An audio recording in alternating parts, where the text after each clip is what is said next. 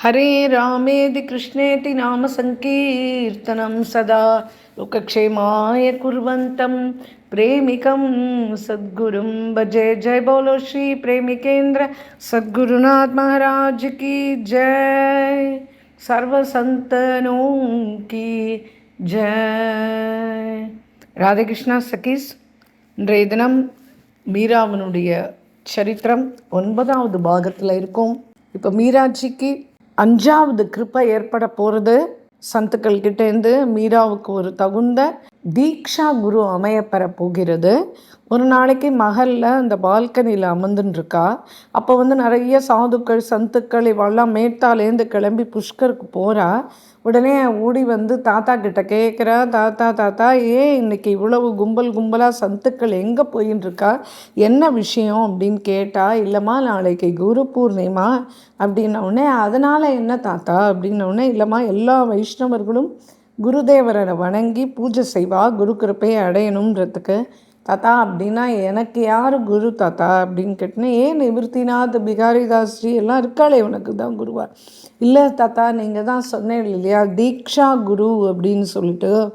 அந்த தீட்சை கொடுக்குற குரு யார் தாத்தா எனக்கு அப்படின்னோடனே, அதுவா அது மட்டும் பகவத் கிருப்பையினால தாம்மா ஏற்படும். நான் எங்கே போய் குருவை தேடுறது, பகவான் தான் நியமித்து ஒரு குருவை அனுப்புவார் அப்படின்னோடனே, நீ போய் பகவான்கிட்ட பிரார்த்தனை பண்ணுமா, அவரே உனக்கு அவசியம் ஒரு பிரேமி சந்தம் உனக்கு அனுப்புவார்மா. உடனே மீரா கேட்டா, தாத்தா தாத்தா தீட்சை எடுத்துக்கல அப்படின்னா சாதனா பூர்த்தி ஆகாதா அப்படின்னு கேட்டா. ஆமாம்மா, புஷ்டி மார்க்கத்தில் குரு தீக்ஷாவை தான் அவள் ரொம்ப அழகாக பிரம்ம சம்பந்தம் அப்படின்னு சொல்லுவாள். எப்படி வேத பிராமணால் அக்னி சாட்சியாக ஒரு வரன் வதுவை பாரியா பதியாக ஆக்கி கிரகஸ்தாசிரமத்தில் பிரவேசிக்க செய்கிறாலும், அது மாதிரி குருநாதர் ஜீவனுக்கு தீட்சை கொடுத்து பிரம்ம சம்பந்தத்தை ஏற்படுத்தி இந்த உலகில் அப்படி இப்படிமா அலைஞ்சின்னு இருக்கிற ஜீவர்களை பகவானோட குருநாதர் தாமா தன்னுடைய கிருபா பலத்தினால சேர்த்து வைக்கிறார். தாத்தா அப்படின்னா எனக்கு 10 வயசு ஆயிடுத்து. 10 குரு பூர்ணிமா இது வரைக்கும் போயிடுத்து. சரீரம் ஷணபங்கூர் நீங்கள் தானே சொல்லுவேன். அப்போ எனக்கு எப்போ தாத்தா குரு கிடைப்பார் அப்படின்னு கேட்குறா. உடனே தாத்தா சொன்னார், அதுக்கு நீ பகவான் கிருஷ்ணன்கிட்ட பிரார்த்தனை பண்ணுமா, அவசியம் கிடைப்பார். சத்குருவை பார்த்த உடனே மனம் ஏகாந்தமாகி அவருடைய திருஷ்டியினால் இந்த ஆத்மாவானது முதல்ல திருப்தி அடையும், அதுக்கப்புறம் மனம் சாந்தி அடையும், விவரிக்க முடியாத ஆனந்தம் நம்மளுடைய ஹிருதயத்தில் ஏற்படும். அதோடு இல்லாமல் நமக்கும் குருநாதருக்கும் ஒரு ஆக்கர்ஷணம் ஏற்படும். அப்படி நமக்குள்ளே ஏற்படுத்துபவர் தான் அந்த சத்குருநாதர். சரி தாத்தா, எனக்கு எப்படி இது நடக்கும் சொல்லுங்க தாத்தா அப்படின்னோடனே, இல்லைம்மா கோவிந்தன் தாம்மா குருவை கொண்டு விடுப்பான், அதனால் நீ கிரிதர்கிட்டையே பிரார்த்தனை பண்ணு. நாளைய தினம் குரு பூர்ணிமாவாக இருக்கிறதுனால எனக்கு ஒரு நல்ல பிரேமி சந்த குருவாக எனக்கு அனுப்பி வை அப்படின்னு நீ கிரிதரன்கிட்ட பிரார்த்தனை பண்ணு அப்படின்னு சொன்ன உடனே, தாத்தா நான் இன்னும் கண்டி கூட அணிஞ்சிக்கவே இல்லையே தாத்தா. ஆமாம்மா, குருநாதர் தான் நெற்றியில் திலகமிட்டு கழுத்தில் கண்டி போட்டு காதில் நாமத்தை உபதேசம் பண்ணுவார். அதுக்கப்புறம்தான் ஒருத்தனுக்கு சேவா அதிகாரமே ஏற்படும். அதனால் அந்த குருநாதர் தாமா உனக்கு அந்த கழுத்தில் துளசி மாலையை அணிவிக்கணும் அப்படின்னு சொன்ன உடனே கிளம்பி போனா மீரா. பகவான்கிட்ட போய் நின்றுண்டா. ஹே கிரிதர், இந்த பாரத பூமி பூரா சந்துக்களால் நிரம்பினது அப்படின்னு அடிக்கடி தாத்தா சொல்லுவார். உன்னுடைய பிரியமான சந்து பக்தரை நீ எனக்காக நாளைக்கு குரு பூர்ணிமா தினமாக இருக்கிறதுனால நீ அனுப்பி வைப்பியா அப்படின்னு கேட்குறா. உடனே பகவானுடைய கழுத்துலேருந்து அப்படியே மாலை கீழே விழுறது. இதான சுப சங்கேதம். மீராபாயி மேலேயும், ஏ கிரிதர், ஒரு குரு கிடைக்கிற வரைக்கும் நான் இனிமே அன்னபானம் எதுவுமே ஸ்வீகரிக்க மாட்டேன். நாளை காலையில் என்னுடைய மகளில் நான் கீர்த்தனை ஆரம்பித்து பாட ஆரம்பிப்பேன். எல்லாருக்கும் முன்னாடி எந்த மகாத்மா வராரோ அவரை இந்த மீரா குருவாக ஏற்றுப்பா. எனக்கு நாளைக்கு இந்த பாக்கியம் கிடைக்கிறதுக்கு நீ தான் அனுகிரகம் பண்ணணும் அப்படின்னு சொல்லிட்டு ராத்திரி தூங்க போயிட்டா. மறுநாளைக்கு காத்தால எழுந்து அன்ன ஜலம் எதுவுமே ஸ்வீகரிக்கல, சேவா செய்ய ஆரம்பிச்சா. மீரா அவனுடைய பிரசித்தமான கீர்த்தனை, இந்த கீர்த்தனை தான் அவ பாடுவா. பூகிலாகி லகன குரு चरणनगी मोरी लागी लगन गुरु चरणनगी।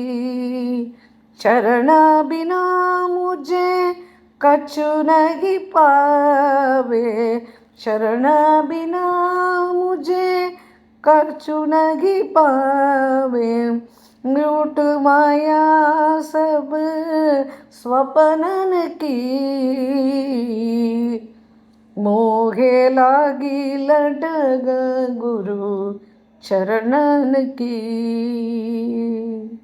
भवसागर सब सूख गयो है, बीकर नगी मुझे तरनन की।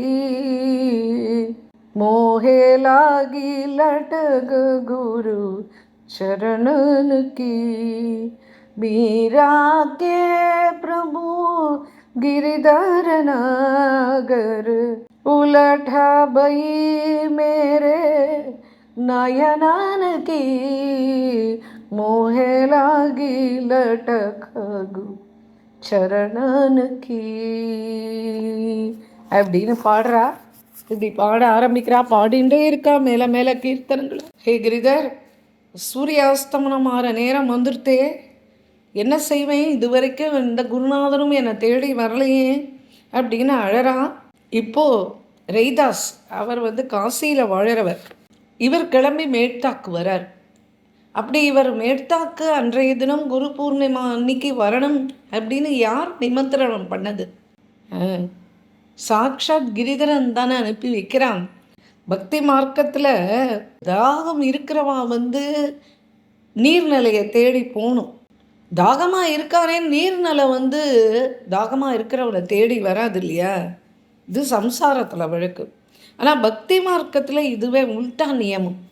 என்ன அப்படின்னா, உண்மையான தாகம், பக்தி தாகம் இருக்குது அப்படின்னா கிணறு இல்லை, நதி இல்லை, கடல் தானே பக்தனை தேடி வரும். பரீட்சித் சுகரை தேடி போனாரா இல்லை சுகர் பரீட்சித்தை தேடி வந்தார? சுகர் தானே பரீட்சித்தை தேடி வந்தார். அதுபோல் சூதர் தானே சவுனக்கரை தேடி வந்தார். அப்படி மீரா கிரிதர்கிட்ட பிரார்த்தனை பண்ணால் அதனாலேயே பகவான் காசியில் இருக்கிற ஸ்ரீதாஸை மீராக்காக அனுப்பி வச்ச. இப்போ வாசலில் சத்தம் கேட்கறது, தம்புரா மீட்டின்னு கீர்த்தன் பாடுற சத்தம் கேட்கறது. அப்போ என்ன பாடுறார் அப்படின்னா, அவர் அப் கைசே ஜூட்டே நாம ரத்தன லாகி, நாம ரத்தன லாகி லாகி அப்படின்னு சொல்லிட்டு, பிரபுஜி தும் சுவாமி அம் தாசா ஐசி பகதி கரே ரைதாசா அப்படின்னு சொல்லிட்டு சாக்ஷாத் ரைதாஸ் மகாராஜ் தம்புரா வாசிச்சுண்டு வாசலில் கீர்த்தன் பாடின்னு உள்ளே நுழையிறார். மீரா அழுதுண்டே இருக்கா பிரபுவனுடைய சரணத்தில். இப்போ ரைதாஸ்ஜி நேராக இங்கே உள்ளே நுழைஞ்சார். மீராவை அழுதுண்டே இருக்கிற மீராவை அப்படியே தூக்கினார். ரைதாஸ்ஜியை பார்த்த உடனே அவளுடைய மனசு ஆக்கர்ஷணம் அடைகிறது, மனம் கடந்து துள்ளுறது, ரொம்ப சந்தோஷமாக ஆயிடுறது, ஆனந்தத்தில் மிதக்கிறது. உடனே ராமகிருஷ்ண தரிசனம் கிடச்சிடுத்து அப்படின்றா. அவருடைய சரணத்தில் முதல்ல விழுந்தா. உடனே அவர் தூக்கி நிறுத்தினார். கீர்த்தன் பாட ஆரம்பிச்சிட்டா மீரா. பாயா பாயா பாயா மைனே பூரண சத்குரு பாயா, விச்சடா ஆன் மிலாயா மைனே பூரண சத்குரு பாயா, जीवन धन्य बनाया मैंने पूर्ण सतगुरु पाया, अनंत अनंत गुण गाया मैंने पूर्ण सतगुरु पाया, रोम रोम हर्षाया मैंने पूर्ण सतगुरु पाया, सबल भई है गाया मैंने पूर्ण सतगुरु पाया, मीरा खामन अरसाया मैंने पूर्ण सद्गुरु पाया, पूर्ण सद्गुरु पाया அப்படின்னு பாடுறா. மேலே அவளால் ஒரு வார்த்தை கூட பேச முடியல, கண்ணில் அப்படியே நீர் தழும்புறது. உடனே அவர் ஹே தீனபந்தோ, ஹே கருணாசிந்தோ, கிரிதரனுடைய கிருப்பையினால தானே நீர் இந்த ஜீவனுக்கு நல்ல கதியை கொடுக்கணும்னு சொல்லிட்டு கிளம்பி வந்திருக்கீர். நீங்கள் தான் எனக்கு சத்குருநாதாள், அதை என்னுடைய ஹிருதயம் உணர்றது அப்படின்னு திரும்பி அழறா. திரும்பி சரணத்தில் விழுந்தா. உடனே அவர் அவளை தூக்கினார். அவளுடைய கழுத்தில் துளசி மாலையை அணிவிச்சார், நெற்றியில் திலகத்தை வச்சார், காதில் மந்திரோபதேசம் பண்ணார். இப்போ மீராபாயி தன்னுடைய மடியை பிடிச்சிட்டு சொல்கிறா, ஹே பிரபு, நீங்கள் தான் எனக்கு பக்தி தானம் கொடுக்கணும், பிரேம பக்தியை நீங்கள் தான் எனக்கு கொடுக்கணும் அப்படின்னு வேண்டா.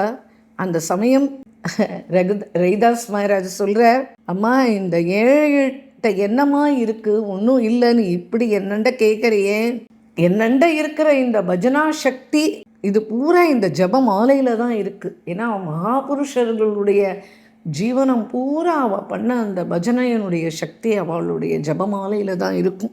அதனால் ரவிதாஸ் மகாராஜ் சொல்கிறார், ராமானந்தாச்சார் எனக்கு இந்த மாலையை கொடுத்தார், அந்த மாலையை இப்போ நான் உனக்கு கொடுக்குறேன், இந்த கரத்தாளமும் நீயே வச்சுக்கோ அப்படின்னு மீராஜி கிட்ட கொடுத்தார்.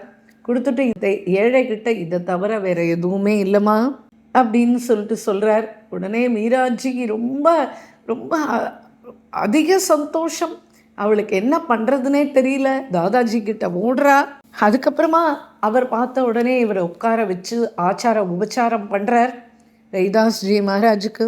ரவிதாஸ்ஜி மகாராஜ் சொல்கிறார், இந்த ஜீவன் பூரா இந்த தாம்பூராவை மீட்டி பாடி தான் பகவானுண்ட வேண்டியும் இருக்கேம்மா, பகவானுண்ட தோத்திரம் பண்ணதும் இந்த தாம்பூராவை வச்சுண்டு தான், அதனால் இந்த தாம்பூரா இனிமே உன்னண்ட இருக்கட்டும் அப்படின்னு சொல்லிட்டு அந்த தாம்பூராவையும் அவளண்ட கொடுத்துட்டார். இப்போ இவர் கொடுத்த அத்தனையும் வஸ்து கிடையாது, ரவிதாசனுடைய வாழ்க்கை பூரா பண்ண சாதனையை மீராஜிக்கு கொடுத்துட்டார். இப்போ யாருடைய ஹிருதயத்தில் தைன்யம், தீன்தா, தைன்யம், குரு நிஷ்டை இருக்கும், அவளுக்கு நாலாபுறத்தில் இருந்தும் சந்துக்கள் தானே தேடி வந்து அனுகிரகம் பண்ணுவான் அப்படின்றதுக்கு இந்த மீராவனுடைய சரித்திரம்தான் நிதர்சனம், நமக்கு உண்மை. இப்போது மீராஜிக்கு இன்னைக்கு சத்குரு பிராப்தி இந்த குரு பூர்ணிமா அன்றே கிடச்சிடுத்து. அவரோட இருந்த நாட்கள் மொத்தமே 2 நாட்கள் தான். முதல் நாள் குரு பூர்ணிமா அன்னைக்கு மாலை தானே இவர் வந்தார். மறுநாள் ஒரு நாள் இருந்து விட்டு அதுக்கப்புறமா இவர் கிளம்பிட்டார். இதுக்கப்புறமா மீரா திரும்பி அந்த சத்குருநாதரை பார்க்கவே இல்லை. அவளுடைய பூரா ஜீவனத்தில் தன் குருநாதரோடு அவள் இருந்தது இந்த 2 நாட்கள் மட்டும்தான். ஆனால் அவள் கிரகிச்சது என்ன அப்படின்னா, வாழ்க்கை பூரா குருவோடையே இருக்கிறமா கூட அந்த அளவுக்கு கிரகிச்சிருக்க முடியாது. அந்த அளவுக்கு அவள் அவர்கிட்டேருந்து சர்வத்தையும் கிரகிச்சுருக்கா. இப்போது கொடுக்குறவா கொடுத்தாலும் பாத்திரம் சரியாக இருக்கணும் இல்லையா, அப்போ தான் அது நிலைக்கும். அப்படி மீராக்கு க்ஷண நேரத்தில் இவ்வளவு பிராப்தி கிடச்சிடுத்து. இப்போ மீராக்கு தீக்ஷா பிராப்தி ஆயாச்சு. மீராவனுடைய ஆத்மா மீராவனுடைய கீர்த்தன் மூலமாக, அவளுடைய அந்த சப்தம் மூலமாகவே நமக்கு தெரியும். பாயூரி மைனே ராமுரத்தனு தனு பாயோ, பாயூரி மனே ராமுரத்தனு தனு பாயோ அப்படின்ற அந்த கீர்த்தன் இந்த சமயத்தில் தான் அவள் பாடினது. அதுக்கப்புறமா ஏன்னா அவள் என்ன சொல்கிறா அப்படின்னா, ராமகிருஷ்ண நாமம் ரத்தினத்துக்கு சமானம் அப்படின்னு. இப்போ அவளுக்கு அந்த ராம ரத்னம் கிடைச்சிடுத்தே. தன்ய மீராபாய். இப்போது நாட்கள் போயிட்டே இருக்குது. மீராபாயினுடைய தாத்தாவுக்கு வயசு அதிகமாக எடுத்து, அந்திம சமயம் நெருங்கிடுறது. அப்போ மீராவுக்கு 11 வயசு ஆயிடுத்து. எல்லா பரிவாரங்களும் தாத்தாக்கு உடம்பு சரியில்லை அப்படின்னோடனே பக்கத்தில் இருக்கா. ஆனால் ரொம்ப வருத்தம், வலி யாருக்கு மனதில் அப்படின்னு கேட்டால் மீராபாய்க்கு தான். அவள் தாத்தா அவளுக்கு தாத்தா மட்டும் இல்லை, அவளுக்கு மித்திரன், பிரதம குரு கூட. இவளுடைய மனோபாவம் என்ன அப்படின்றத முதல்ல புரிஞ்சு கொள்ளக்கூடியவர் அவளுடைய தாத்தா தான். மீராபாய்க்கு அவளை விட வயசில் சின்னவன். அவளுடைய சித்தப்பா பையன் பேர் ஜெய்மல்ஜி. ஜெய்மல்ஜி சரித்திரமும் நம்ம பக்தமால் சீரீஸில் போட்டிருக்கோம். இப்போ மீராபாயினுடைய மனசை உணரக்கூடியவர் இந்த ஜெய்மல்ஜியும் தான். மகாபக்தன் அந்த குழந்தை. இந்த குழந்தைகள் 2 பேரையுமே தாத்தாவுக்கு இருக்கிற பேரன் பேத்திகள்லேயே 2 பேரை ரொம்ப பிடிக்கும். பீரம் சிங்கனுடைய பிள்ளை தான் இந்த ஜெய்மல். 2 பேரும் தான் சதா தாத்தாவோடு சுற்றிகிட்டே இருப்பா. நிறைய கதைகள், கீர்த்தன் இவாளுக்கு தான் தாத்தா சொல்லி வச்சிருக்க. மகாபாரதத்தில் வந்து யுத்த பிரசங்கங்கள்லாம் வரும்போது ரொம்ப ஆர்வமாக வீரிட்டு எழுந்து நின்று கேட்பான் இந்த ஜெயமல். சின்ன வயசுலேருந்தே அவனுக்குள்ள அந்த வீர உணர்ச்சியை போட்டினவரே தாத்தா தான். நான் பாரதத்தில் வர பக்தி விஷயங்கள்லாம் பற்றி கேட்கும்போது மீரா ரொம்ப நெகிழ்ந்து போவா. இந்த பீரன் சிங் தாத்தாவுடைய மூத்த புத்திரன் இருக்கார் இல்லையா, அவர் இப்போ வந்தார். அப்பா, நான் உங்களுக்காக என்ன பண்ணணும்னு சொல்லுங்க. நீங்கள் எந்த ஔஷதையும் எடுத்துக்க மாட்டேன்றேள், போஜனமும் சரியாக பண்ண மாட்டேன்றேள், உங்களுக்கு நான் என்ன சேவை பண்ணணுன்றதை மட்டும் சொல்லுங்க அப்படின்னு கேட்குறான். ராவ்தூதாஜி மகாராஜ் சொன்னார், ஔஷதம் ஜாக்னவி தோயம் வைத்தியோ நாராயணோ அருகே. இந்த சமயத்தில் வந்து வைத்தியன் வந்து நாராயணன் தான்ப்பா. ஔஷதி என்னன்னு கேட்டியானா கங்கா ஜலமும் துளசி பத்திரமும் தான்ப்பா, வேறு எந்த மருந்தும் வேண்டாம் அப்படின்னே அவர் கேட்டார். பிதாஜி, உங்களுக்கு ஏதாவது ஆசைகள் இருந்தால் அதை சொல்லுங்க அப்படின்னோடனே, எனக்கு ஆசைகள் என்னப்பா ஒன்றும் இல்லை, ஆனால் ஒரு தடவை சார்புஜா நான் தரிசனம் பண்ணி வச்சா சந்தோஷப்படுவேன் அப்படின்ன உடனே 5 புத்திரர்கள் இல்லையா அவருக்கு, ராவ்தூதாஜி மகாராஜுக்கு. அவன் 5 பேரும் போய் பல்லக்க தூக்கின்னு வந்துட்டா, பால்கி. அதில் இவரை உட்கார வச்சா நேராக சார்புஜாநாத் கோயிலுக்கு கூட்டின்னு போனால் தரிசனம் ஆறுது. பகவானுடைய சரணார விந்தத்தை தொட்டு நமஸ்கரித்து தன் தலையில் வச்சுட்டார். அப்புறம் குழந்தைகள் மறுபடியும் அவரை அந்த பல்லக்கிலேயே உட்கார வச்சு அந்த கோவிலை அப்படியே பரிக்கிரமா பண்ணி வைக்கிறா. அதுக்கப்புறமா சார்புஜாநாத்தண்ட வெளியில் வந்து நின்றுண்டு அந்த கோபுரத்தை பார்த்து நிவேதனம் பண்ணார் ராவ்தூதாஜி மகாராஜ். ஏ டாக்கூர், என்னுடைய அபராதங்கள் எல்லாம் நீ தான் மன்னிக்கணும். நான் என்னுடைய வாழ்க்கையில் ஏதாவது சத்கர்மம் அப்படின்னு நான் பண்ணி இருந்தேன் அப்படின்னா அது என்னுடைய குழந்தை மீரா மேலே உன்னுடைய 4 கரங்கள் இருக்கே அதனுடைய நிழல் சதா அவள் மேலே விழுந்துட்டே இருக்கணும் அப்படின்னு வேண்டினார். அவ்வளவுதான். மந்திர தரிசனம் ஆயாச்சு, வீட்டுக்கு மறுபடி வந்துட்டா. உங்களுக்கு வேறு ஏதாவது ஆசை இருக்கா? ஏதாவது தான தர்மம் பண்ணணும்னு ஆசைப்படுறீங்களா? உங்கள் கையால் ஏதாவது செய்யணும்னு நீங்கள் நினைக்கிறீங்களா? நீங்கள் எது சொன்னாலும் நாங்கள் பண்ணுறதுக்கு காத்துருக்கோம் அப்படின்னா அந்த குழந்தைகள். அப்படியா? அப்படின்னா எனக்கு 2 ஆசை இருக்குது. என்ன அப்படின்னா, முதல்ல ஜெய்மலை வந்து யுத்தம் செய்கிற ரூபத்தில் அந்த போர் வீரன் சைனிக் மாதிரி அவன் வந்து எல்லா ஆடைகளை தரிச்சுட்டு வந்து ஒரு சைனிக்காக என்னுடைய எதிரில் வந்து அவன் நிற்கணும். அதை பார்க்கணும்னு எனக்கு ஆசையாக இருக்குது. அவன் வந்து இந்த பாரத பூமியிலேயே ரொம்ப புகழ் வாய்ந்த யுத்த வீரனாக இருக்கணும். முகலாயர்கள் எல்லாரையும் வெட்டி வீழ்த்தணும். அடுத்த ஆசை என்ன அப்படின்னா, மீராவை வந்து மணப்பெண்ணாக சிங்காரித்து பார்க்கணுன்னு ஆசையாக இருக்குது. என்னன்னா அவளுடைய திருமணம் போது இருக்க முடியாது அப்படின்னா உடனே ஜெய்மல் யுத்த வீரன் வேஷம் போட்டுட்டு அங்கேருந்து வந்தான். அதுக்கப்புறம் மீராவை வந்து சிகப்பு கலர் புடவை கட்டி அழகாக அவளுக்கு நெத்தியில் திலகமிட்டு அவளை மணப்பெண் கோலத்தில் அவன் அம்மா கூட்டின்னு வந்தா. ராவ்தூதாஜி இப்போ 2 பேரையும் நெஞ்சோட கட்டி அணைத்து உச்சி மோந்து முத்தமிடுறார், அழறார். மீராட்ட சொன்னார், பேட்டி ராமன் கூப்பிட்டுட்டாமா, கிளம்புற நேரம் வந்துடுத்து அப்படின்னார். உடனே மீரா, தாதாஜி நீங்கள் என்னையும் கூட்டின்னு போங்களேன், எனக்கும் ராமனை பார்க்கணும். இல்லைம்மா, நீ இந்த பூமியில் செய்ய வேண்டிய காரியம் நிறைய இருக்குது. ஜோதிஷாச்சார் வந்து நீ பிறந்த உடனே என்ன சொன்னார் அப்படின்னா, நீ கிருதருக்கு தாமா வார்க்கப்படுவ. இதுவரை இந்த குடும்பத்தில் வந்து அவள் சொன்னது எல்லாமே நடந்துன்னு வந்துன்னு இருக்கு. அதனால் நீ பண்ண வேண்டிய காரியங்கள் நிறைய இருக்குது, நீ இங்கேயே இருக்கணுமா. பீரம் சிங் மூத்த புத்திரன் இல்லையா, அவர் வந்தார். அவர் கேட்டார், அம்மா நீங்கள் ஏன் இவ்வளவு கத்கதம் ஆறேள்ப்பா, இவ்வளவு நீங்கள் பாசம் வச்சுட்டு இருந்தால் குழந்தைகள்கிட்ட அதுக்கப்புறம் உங்களுடைய பிரயாணம் வந்து ரொம்ப கடினமாக ஆயிடாதா அப்படின்னார். உடனே அதுக்கு அவர் சொன்னார், சாதாரண குழந்தைகள்கிட்ட போய் இப்படி மனம் போய் நின்றுடாதுப்பா. மீரா சாக்ஷாத் ஒரு கோபி. அவளுக்கு கோபாலனே சர்வஸ்வம், அவளோடையே நின்றுருக்காங்க கோபாலன். மேலும் எனக்கு என்னுடைய கடைசி இச்சை என்ன அப்படின்னா, எனக்கு எப்படியாவது ஒரு சந்து மகா புருஷருடைய தரிசனம் இந்த அந்திம நேரத்தில் எனக்கு கிடைக்கணும் அப்படின்னா ராவ்தூதாஜி. மேலும் சொல்கிறார், ஆயுசு பூரா சந்து சேவையிலையும் சந்துக்களுக்கு மேலே அபார பிரியமும் அத்தியந்த ஸ்ரத்தையும் சேவாவும் நான் பண்ணியிருக்கேன். சாஸ்திரத்தில் என்ன எழுதியிருக்கு அப்படின்னா, அந்திம சமயத்தில் ஏதாவது ஒரு மகா புருஷர் வந்து சேர நேர்ந்தது அப்படின்னா ஜீவனுக்கு அதோகதி ஏற்படாது. மேலும் ஒரு கால் பிராணன் போயிட்டது, அதுக்கப்புறம் தான் அந்த சந்து வந்து சேர்றார் அப்படின்னாலுமே அந்த மகாபுருஷர் அவருடைய சிதையை பார்க்க நேர்ந்தா கூட அந்த ஜீவன் அவசியம் முக்தி அடையும் அப்படின்னு இருக்குப்பா. இப்படி சந்து மகிமையை சொல்கிறேன். ஏன்னா பிரதிதினம் நான் சந்து சரணாமிர்தம் பருகாமல் ஒரு நாள் இருக்க மாட்டேன். சந்து தரிசனத்துக்காக கணம் கணம் ஏங்குவேன். இப்போ அந்த சந்தோட ஏதாவது ஒரு சந்தனுடைய தரிசனம் எனக்கு ஏற்பட்டதுன்னா க்ஷணத்தில் சிரமம் இல்லாமல் என்னுடைய பிராண வியோகம் ஏற்படும்பா அப்படின்னு சொன்னார். உடனே இதை கேட்ட உடனே ராவ்தூதாஜியினுடைய கடைசி புதல்வன் இருக்கான் இல்லையா, பஞ்சாயன்ஜி, அவன் என்ன பண்ணான், ஒரு குதிரையை எடுத்துட்டு அப்படியே நேராக புஷ்கருக்கு ஓடினான். ஏன்னா புஷ்கரில் சதா சந்துக்கள் நிரம்பி வழிவான் இல்லையா, அதனால் ஏதாவது ஒரு சந்தை நம்ம குதிரையில் உட்கார வச்சு விரைவாக நம்ம அழிச்சுன்னு வந்துடலாம் அப்படின்னு கிளம்புறான்.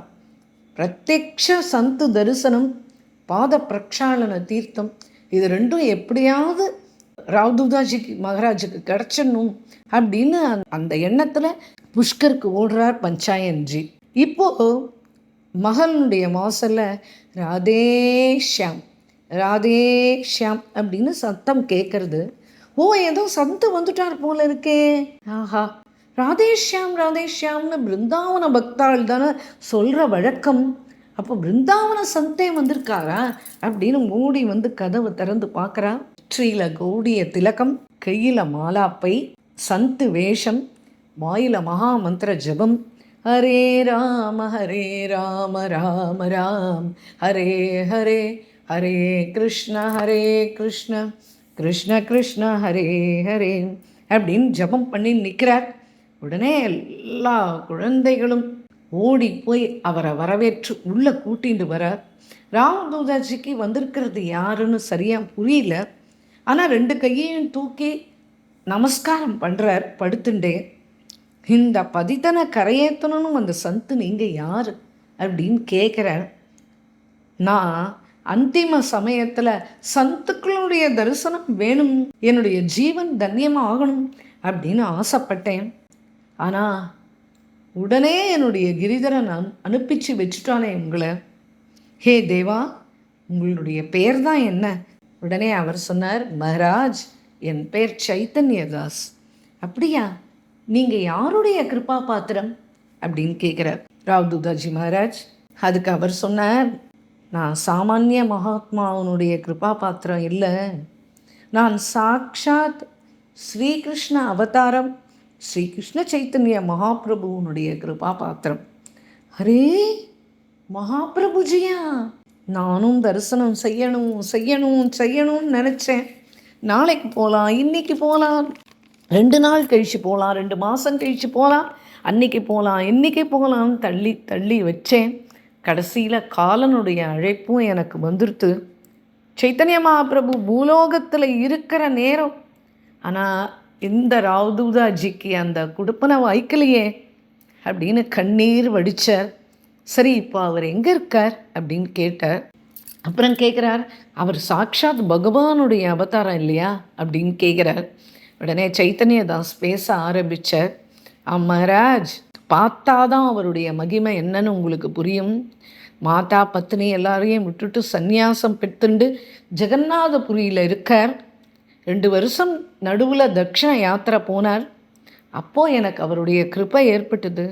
இவர் சொன்னார், சரி, நீங்கள் மகாபிரபுவை பார்க்கும்போது எனக்காகவும் என்னுடைய பரிவாரத்துக்காகவும் என்னுடைய நமஸ்காரத்தை தெரிவிங்கோ. உங்கள் தரிசனம் எப்படி இருக்குது என் மனசுக்கு இப்போது அப்படின்னா, என் வீட்டு முத்தத்துக்கு சாக்ஷாத் ஸ்ரீ கௌராங்கரே வந்தது போல இருக்குது. சரி, எனக்காக ஏதாவது விசேஷ ஆக்ஞை இருக்கா அப்படின்னு கேட்குறார் ராவ்தூதாஜி மகாராஜ். உடனே இவர் பேச ஆரம்பித்தார். மகாராஜ், நான் பாரத யாத்திரை பண்ணிட்டுருக்கேன். அப்போது நான் பன்றையபுரம் போக நேர்ந்தது.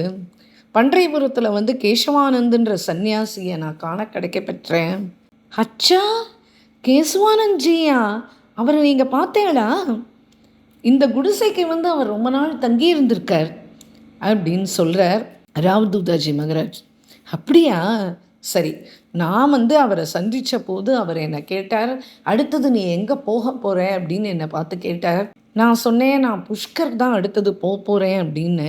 உடனே அதுக்கு அவர் சொன்னார், புஷ்கருக்கு பக்கத்தில் மேட்தான் இருக்கு, அங்கே ராவ் தூதாஜி மகாராஜ்னு ஒரு ராஜா இருக்கார், ரொம்ப நல்லவர், அவர் சந்து சேவி கூட. அதனால் நீங்கள் அங்கே போய் இந்த மாலையும் பன்றைபுர பாண்டரங்கனுடைய பிரசாதத்தையும் அவர்கிட்ட நீங்கள் சேர்த்துருங்கோ அப்படின்னு சொன்னார். அதனால் மகாராஜ், கேஷ்வானந்த் மகாராஜ் கொடுத்த பிரசாதத்தை எடுத்துன்னு வரத்துக்காக நான் இப்போ வந்திருக்கேன் அப்படின்னு சொல்லிட்டும் கேஷ்வானந்த் சந்து கொடுத்த அந்த பிரசாதத்தை சைத்தன்யதாஸ் என்ன பண்ணார், இவருடைய கழுத்தில் அந்த மாலையை அணிவிச்சு பிரசாதத்தை கையில் கொடுத்தார். உடனே ராவ் தூதாஜி மகாராஜ் சொன்னார், ரொம்ப சந்தோஷமாக இருக்குது, கத்கதமாக இருக்குது என்னுடைய மனசு, நான் ரொம்ப கொடுத்து வச்சுருக்கேன், பிரபுவனுடைய கருணையை நினச்சி என் மனம் அழறுது அப்படின்னு சொல்லிட்டு, சரி நான் மகாபிரபுவை பார்க்கலையேன்னு என் மனசு ரொம்ப ஆதங்கப்படுறது, அவர் வாழ்ந்த சமகாலத்தில் நான் இருந்தும் அவர் தரிசனம் இல்லாமல் இத்தனை சந்து சேவையாக இருந்து அவரை தரிசனம் பண்ணாமல் போகிறேனே என் மனம் ரொம்ப வருத்தப்படுறது, அதனால் அவருடைய பிரசாதம்னு ஏதாவது நீங்கள் வச்சுருக்கேளா அப்படின்னு கேட்டார். இருந்தால் உங்கள் கையாலேயே அணிவிச்சிருங்கோ. அப்போ எனக்கு கௌராங்க மகாபிரபுவே எனக்கு நேரில் வந்த அனுபவம் என்னுடைய ஹிருதயத்தில் ஏற்பட்டு எனக்கு அதன் மூலமாக மனசாந்தி ஏற்படும் அப்படின்றார். உடனே சைத்தன்யதாஸ் இப்போதைக்கு என் கழுத்தில் நான் போட்டுருக்கேனே இந்த 5 வருஷ துளசி மாலை, இதுதான் எனக்கு மகாபிரபுவனுடைய பிரசாதமாக எனக்கு கொடுத்தது. இது சாக்ஷாத் மகாபிரபுவே தன்னுடைய கழுத்தில் தரித்த மாலை. பிருந்தாவன சந்துக்கள் துளசி மாலையை ஒரு வரிசையாக என்றைக்குமே அணிய மாட்டாளாம். அவள் 2 வருஷம் 4 வருஷம் 5 வருஷம் அதுக்கு மேற்பட்டு தான் அவள் அணிகிற வழக்கமாக. அப்போது இந்த 5 வருஷம் மாலை இருக்கே, இதுலேருந்து குறைஞ்சபட்சம் ஒரு யுகலமாவது உங்களுக்கு கொடுக்கணும். அதனால் நான் இந்த 2 வருஷம் மாலையை இதுலேருந்து கழட்டி அந்த கௌராங்க மகாபிரபு அணிஞ்ச அதே மாலை, அதனால் நீங்கள் எந்த வருத்தமும் படாதீங்கோ, இதுதான் அவருடைய பிரசாதம் அப்படின்னு அந்த துளசி மாலை 2 வருஷம் அப்படியே எடுத்து இவருடைய கழுத்தில் அணிவிச்ச. ஜெய் போலோ ஸ்ரீ சைத்தன்ய மகாபிரபு கி ஜெய், ஹரி போல் ஹரி போல் அப்படின்னு எல்லாரும் கோஷமிட்டா.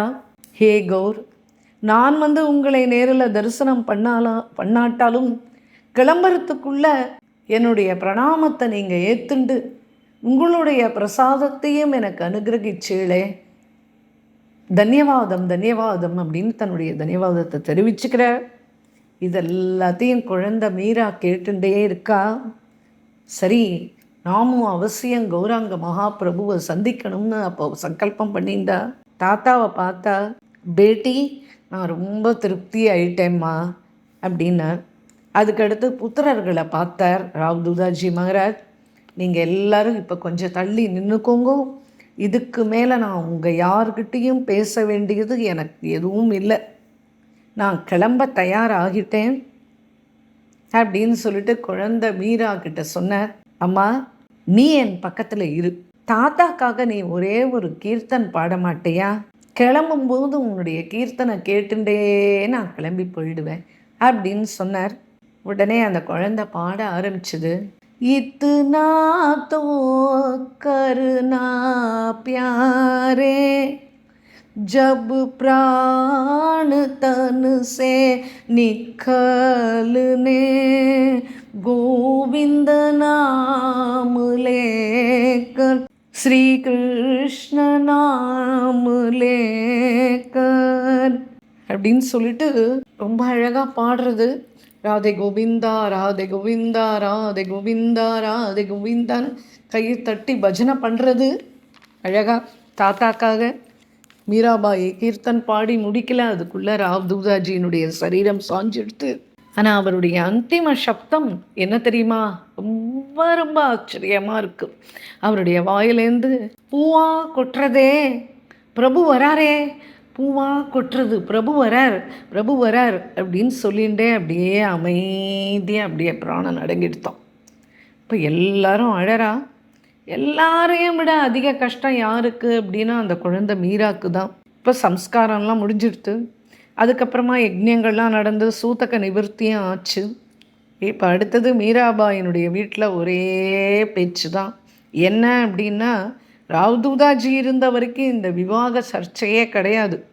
மீராபாயினுடைய விவாக பேச்சை கேட்டாலே மீரா எவ்வளவு வியாக்குலம் அடைகிறாளோ அந்த அளவுக்கு ராவ்தூதாஜி மகாராஜும் வியாக்குலம் அடைவார். மீரா கேட்பா, தாதாஜி ஒரு பெண்ணுக்கு எத்தனை கணவர் உண்டு அப்படின்னு கேட்பா. அதுக்கு தாத்தா சொல்லுவார், பேட்டா ஒரு பெண்ணுக்கு ஒரு கணவர் தானமா இருக்க முடியும்.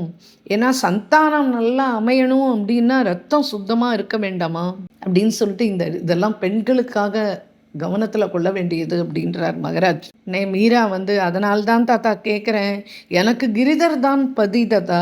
பிறகு ஏன் தாத்தா நம்ம வீட்டில் எப்போ பார்த்தாலும் என்னுடைய விவாகத்தை பற்றியே சர்ச்சை நடக்கிறது அப்படின்ன உடனே ராவ்தூதாஜி சொல்லிட்டார்.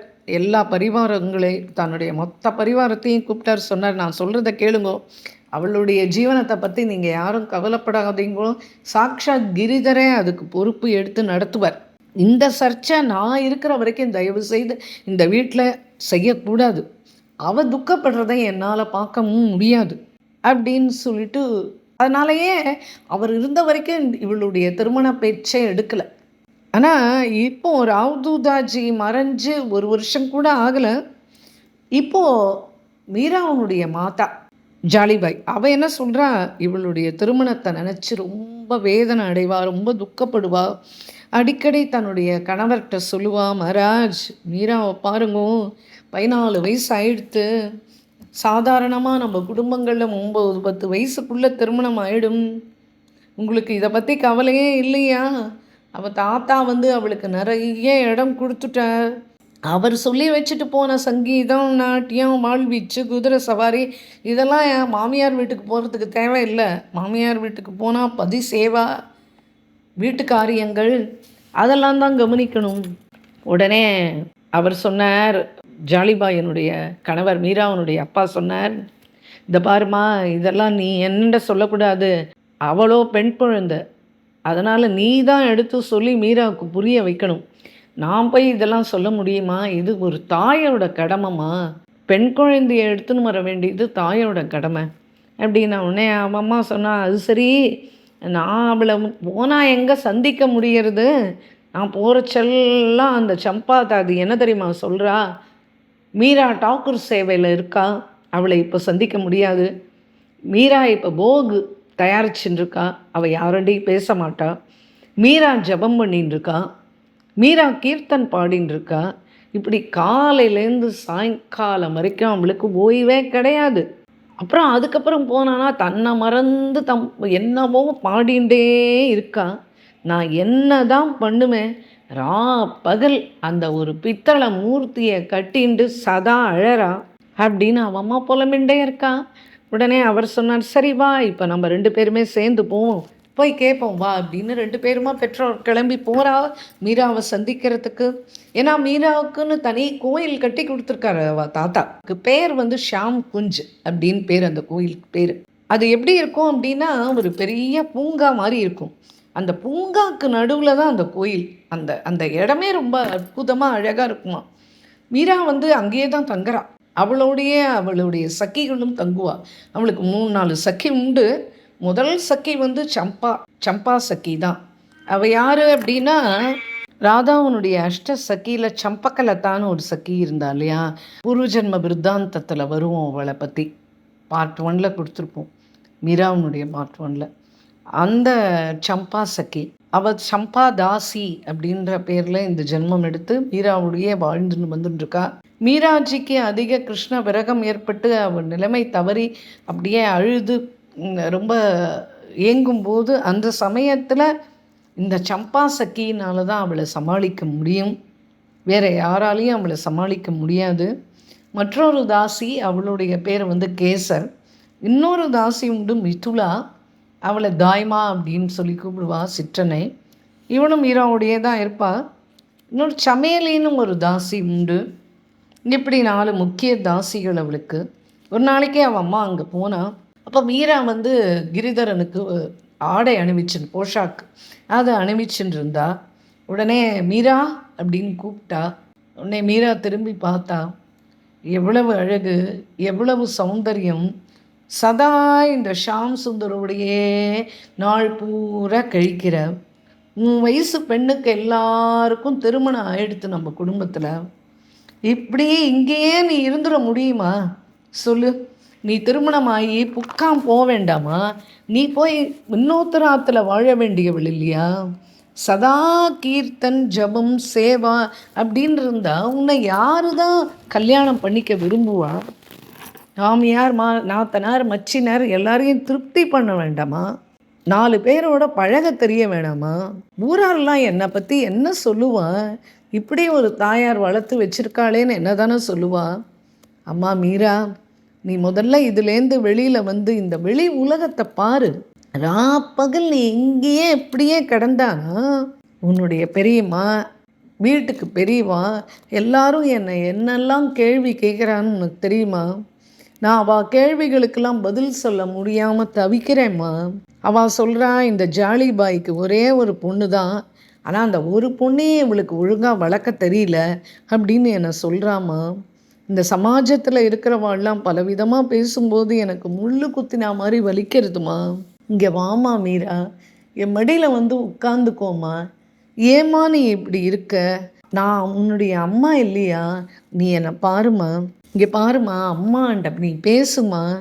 உனக்காக தானே நாங்கள் வரன் தேடுறோம். உனக்கு ஏதாவது சரீரத்தில் ரோகம் இருக்கா? இல்லை உனக்கு ஏதாவது மானசீக கஷ்டம் இருக்கா? உனக்கு என்ன பண்ணுறதுமா? நீ மனம் திறந்து என்கிட்ட பேசவே மாட்டியா? இவ்வளவு தான் நான் கொடுத்து வச்சதா அப்படின்னு அவள் அம்மா அழறா. உடனே மீரா அப்படியே திகச்சு போய் நிற்கிறா. இப்போ மீரா சொன்னா, அம்மா நீ மறுபடியும் அடுத்தவா வீட்டில் போய் வாழணும் என்னமோ சொல்லிகிட்டே இருக்கியே. நான் உன்னை கேட்குறேம்மா, ஒரு பொண்ணுக்கு ஒரு கணவர் தானம்மா இருக்க முடியும். என்ன சொல்கிற மீரா? நீ பேசுறது எனக்கு புரியல அப்படின்னு அவன் அம்மா. உடனே மீரா சொன்னா, அம்மா நீங்கள் மறந்து போயிட்டேம்மா, நான் மறக்க மாட்டேன். 5 வயசு குழந்தையாக இருக்கும்போது ஒரு பராத் ஒன்று போயின்னு இருந்தது. அப்போ நான் உங்ககிட்ட கேட்டேன், இது என்ன ஊர்வலம் அப்படின்னு கேட்டேன். அதுக்கு நீங்கள் சொன்னேன், இது மாப்பிள்ளை அழைப்பு ஊர்வலம் அப்படின்னு சொன்னேன். அப்படின்னா எனக்கு யார் மாப்பிள்ளை அப்படின்னு உங்ககிட்ட கேட்டேன். அதுக்கு நீங்கள் கிரிதர் தான் உனக்கு மாப்பிள்ளை அப்படின்னு சொன்னேன். நான் அன்றைக்கே அவரை என்னுடைய கணவராக வரிச்சிட்டேம்மா. பாரத பெண்கள்லாம் ஒரு தடவை தான் கணவரை வரிப்பா. அடிக்கடி இதெல்லாம் மாத்திர விஷயம் இல்லைம்மா. என்னுடைய வரன் யாருன்னு கேட்டால் கிரிதர கோபால் தான் அப்படின்னா. நீ இப்படி மறுபடியும் கேட்டாலும், நீ எத்தனை தடவை கேட்டாலும் உனக்கு தாம்மா பாவம் அப்படின்னு சொல்லிட்டா. உடனே ஜாலிபாய் பேச ஆரம்பித்தா. இந்த பைத்தியக்கார பொண்ணுக்கு யார் புரிய வைக்கிறது? ஒரு பெண்ணையும் எனக்கு பகவான் கொடுத்துட்டு இப்படி என்னை தவிக்க விட்டுட்டானே. ஒரு பித்தளை மூர்த்தியை கையில் வச்சுட்டு என்ன சொல்கிறா? இவன் தான் எனக்கு கணவன்னு சொல்கிறா. இதெல்லாத்தையும் வீட்டாரோ இல்லை ஊராரோ யாராவது ஒத்துப்பாளா? ஏ பகவான், நீ தான்ப்பா எனக்கும் கிருபை பண்ணணும் அப்படின்ட்டு திரும்பி, ஏ மீரா நான் கேட்குறேன், பித்தளை மூர்த்தி தான் உனக்கு கணவர் அப்படின்னு சொன்னால் எப்போ அந்த மூர்த்தியோட உனக்கு விவாகம் நடந்தது? அதுக்கு யார் சாட்சி? நீ சொல்லி தான் ஆகணும். நீ அன்னைக்கு குழந்த ஏதோ அடம் பிடிச்சி கேட்டுட்டே இருந்தா, அழுத. அதனால் நானும் பேருக்கு பகவான் தான் உன்னுடைய வரன் கிரிதரன் தான் அப்படின்னு சொல்லி வச்சேன். நான் விளையாட்டாக சொன்னேன். சரி கேட்குறேன், எப்போ கிரிதர் வந்தான்? எப்போ உன் நெத்தியில் சிந்தூரம் வச்சான்? நாங்கள் எப்போ அவனுக்கு உன்னை கன்னியாதானம் பண்ணி கொடுத்தோம்? நீ ரொம்ப விளையாடுற மீரா, நீ ரொம்ப விளையாடுற, என்னால் பொறுக்க முடியல அப்படின்னு அவன் அம்மா திரும்பி கூச்சலிட்டா. உடனே மீரா சொன்னா, இதெல்லாம் தான் விவாகமா? இவ்வளவு தானே? சரி அப்பாவை கூப்பிடிப்போம். அதோ இருக்கான் எதிர்க்க கிரிதர், இப்போவே எனக்கு அவன்கிட்ட கன்னியாதானம் பண்ணி கொடு, அவ்வளவு தானே? எனக்கு மெஹந்தி வச்சு விடு. நீங்கள் கன்னியாதானம் பண்ணி கொடுத்தோடனே என் கிரிதரனோட இந்த மீரா எங்கேயோ போயிடுறேன். உங்கள் கடமை முடிஞ்சிடும், அவ்வளோதானே? ஆனால் இதுக்கு மேலே இனிமேல் எப்போவுமே இந்த விவாக சர்ச்சை என் எதிரில் வந்து நீ செய்யாதம்மா அப்படின்னு சொன்னா மீரா. உடனே அவன் அம்மா சொன்னா, ஹே பகவான், இந்த பைத்தியக்கார பொண்ணுக்கு யார் சொல்லி புரிய வைப்பா? நாங்களும் தானே பூஜை பண்ணுறோம் உனக்கு, இப்படி பதின்னா உன்னை கொண்டாடுறோம் அப்படின்னு உடனே மீரா சொன்னா, அம்மா நீ ஏதேதோ பேசி என் மனசை ரொம்ப புண்படுத்துகிறம்மா. மறுபடியும் என்னுடைய கிரிதனை பித்தளை மூர்த்தி அப்படின்னு சொல்லாதம்மா. உனக்கு வேணா அவன் விக்கிரகமாக தெரிகிறான், ஆனால் என்னை பொறுத்த வரைக்கும் அவன் சாக்ஷாத் கிரிதர் தான் இங்கே இருக்காம்மா. எனக்கு பதி அவன்தான், என் வரன் அவன்தான், எனக்கு பிரியமானவன் அவன்தான், என் கணவரும் அவன்தான் அப்படின்னா. அவள் அம்மாவுக்கு இவ பேசுறது எதுவுமே புரியல. அதாவது பிரேமையில் மூழ்கி போயிட்டா மீரா. இதுக்கப்புறம் அவளுக்கு என்ன சொல்லி புரிய வைக்க முடியும்? சரி அப்படின்னு கிளம்பிட்டா ஜாலிபாய். இப்போ வீட்டுக்கு பெரியவா யார் அப்படின்னா பீரம்ஜி, அவருடைய மனைவி தானே கிரிஜாபாய், அவள் தானே. அதனால் அவாகிட்ட நேராக போனால், அவள் சித்தோட் மகாராஜா ராணா சாங்கா இருக்கார் இல்லையா, அவருடைய சகோதரி தான் இந்த கிரிஜா தேவி. அவர் தான் இந்த பீரம் சிங், இந்த குடும்பத்தினுடைய மூத்த புத்திரன் இருக்கார் இல்லையா பீரம் சிங், அவருடைய மனைவி இந்த கிரிஜா தேவி. அந்த கிரிஜா தேவி கிட்ட போனால், கிரிஜா தேவி வாமா வா, ஏம்மா ஏன் ரொம்ப சோகமாக இருக்க அப்படின்னு கேட்டா. உடனே ஜாலிபாய் சொன்னால், எனக்கு எதுவுமே புரியல, மீராக்கு என்ன ஆச்சுன்னு தெரியல, எப்போ பார்த்தாலும் அவள் கண்கள்லேருந்து சதா கண்ணீர் வழிஞ்சுட்டே இருக்கு, எப்பவும் அழுதுண்டே இருக்கா, சாப்பிட்றாளா இல்லையா அதுவும் தெரியல. என்னோட அவள் இருந்தா அப்படின்னா நான் இதெல்லாம் பார்த்து பண்ணுவேன். ஆனால் அவள் என்றைக்கு அவர் அந்த கோயிலை கட்டி கொடுத்தாரோ அன்னிலேருந்து அவள் அங்கேருந்து வரதே இல்லை. அந்த மகளை விட்டு அவள் வெளியில் வர்றது கிடையாது. அவளுக்குன்னு ஒரு 4-5 சக்கிகள் வேற சதா அவளோட இருக்கா. அவளோட புத்தியே பூரா மாறி போயாச்சு. சரீரம்லாம் அப்படியே காஞ்சி போகிறது, வயசுக்கேற்ற சரீரமாக இருக்குது. நீங்கள் தான் வீட்டுக்கு பெரியவா, என்னுடைய மாமியார் ஸ்தானம் நீங்கள். என் துக்கத்தை நான் யார்கிட்டையும் போய் முறையிட முடியாது. நீங்கள் வீட்டுக்கு பெரியவான்ற முறையில் இப்போ உங்ககிட்ட நான் என் மனசை திறந்து எல்லாத்தையும் சொல்கிறேன். அவள் அப்பா போய் அவகிட்ட பேசினாலும் அவள் எதுவுமே கேட்கறது கிடையாது. நான் யாருண்ட போய் இதெல்லாத்தையும் சொல்லி அழுவேன். அதனால தான் இப்போ உங்களை தேடி வந்தேன்.